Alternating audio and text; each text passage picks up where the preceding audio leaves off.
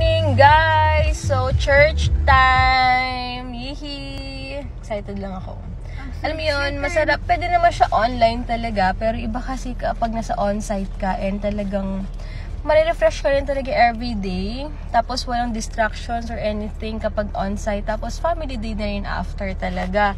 Kasi nga, tapos kagabi nga habang habang nagpipray itong anak namin, sobrang saya niya sa family.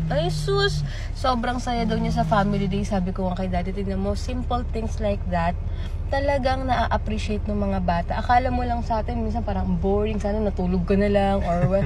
Pero pag sa bata, sobrang laking bagay ng mga small things. Hindi mo kailangan laging gumastos ng malaki para mapasaya yung anak natin or mapasaya yung sarili natin.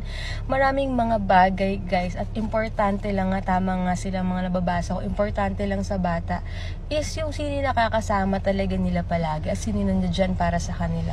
Yun lang naman, guys. So, tomorrow, dito na lang, guys, update ko kayo.